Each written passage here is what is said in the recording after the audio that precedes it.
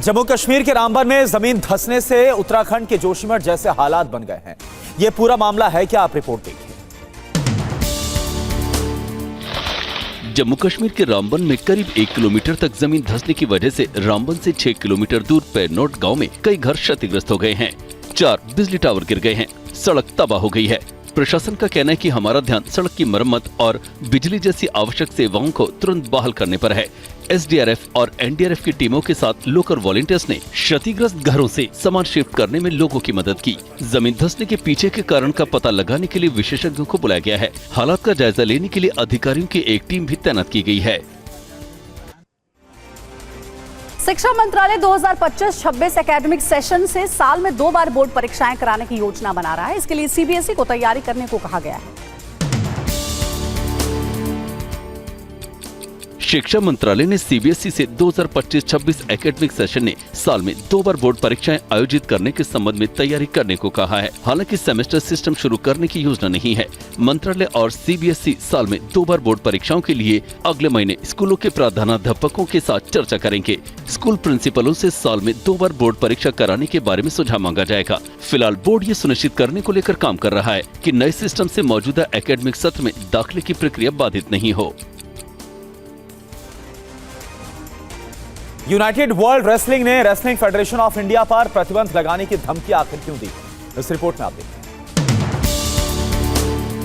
विश्व कुश्ती की सबसे बड़ी संस्था यूनाइटेड वर्ल्ड रेसलिंग ने शुक्रवार को भारत पर फिर से प्रतिबंध लगाने और उसके पहलवानों को अगले महीने होने वाले आखिरी ओलंपिक क्वालिफायर से बाहर करने की धमकी दी है। यूनाइटेड वर्ल्ड रेसलिंग ने कहा कि अगर खेल को चलाने के लिए तदर्थ समिति को फिर से लाया गया तो एक्शन लिया जाएगा। यूडब्ल्यूडब्ल्यू अध्यक्ष निनाद लोलोविच ने कहा है कि किसी भी देश के राष्ट्रीय संघ के संचालन में किसी तीसरे पक्ष के दखल की इजाजत नहीं देंगे।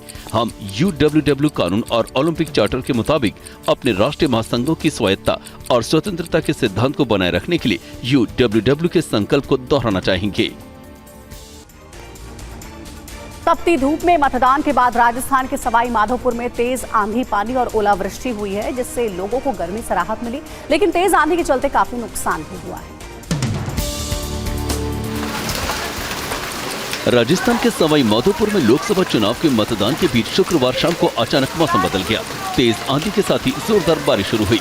इस दौरान तेज हवाओं और बारिश के साथ ही ओले भी गिरे। आंधी के चलते जिले भर में सैकड़ों पेड़ और बिजली के खंभे धराशायी हो गए।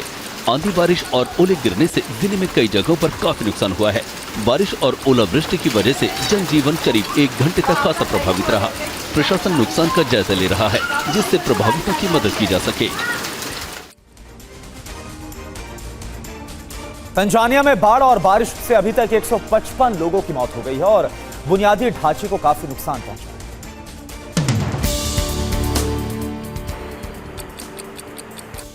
ये नजारा तंजानिया के किनोंडोनी जिले का है। सड़कों पर पानी भर गया है और लोगों को पैदल नदी पार करके जाना पड़ रहा है।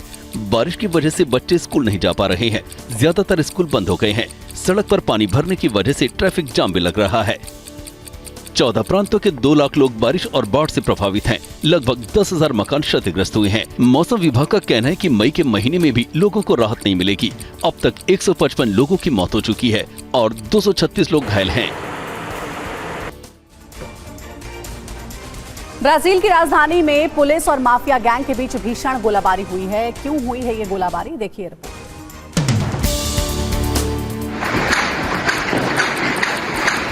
ये तस्वीरें ब्राजील की राजधानी रियो डी जेनेरो की है और ये भीषण गोलाबारी किसी जंग के दौरान की नहीं, बल्कि पुलिस और माफिया गैंग के बीच है। जानकारी के मुताबिक पुलिस ने ब्राजील के माफिया गैंग के खिलाफ ऑपरेशन चलाया। पुलिस ने बदमाशों के इलाके को चारों ओर से घेर लिया और ऑपरेशन को अंजाम दिया। पुलिस और माफिया गैंग के बीच 2 घंटे की गोलाबारी में पूरा इलाका धुआं-धुआं हो गया। गाजा में इजरायल के एक्शन के विरोध में अमेरिका की ओहियो स्टेट यूनिवर्सिटी में प्रोटेस्ट किया गया। इस दौरान कई लोगों को गिरफ्तार भी किया गया। अमेरिका के ओहियो स्टेट यूनिवर्सिटी में गाजा में इजरायली एक्शन के खिलाफ विरोध प्रदर्शनों की लिस्ट में शामिल हो गई है। रात भर प्रदर्शनकारियों और पुलिस के बीच झड़पों में 12 से ज्यादा लोगों को गिरफ्तार किया गया। झड़प के बीच कुछ लोग नमाज अता करते भी नजर आए। प्रदर्शनकारी ने मांग की कि इजरायल के साथ सभी वित्तीय संबंध तोड़ लिए जाएं और उन कंपनियों से भी अलग हुआ जाए जो संघर्ष को बढ़ावा दे रही हैं।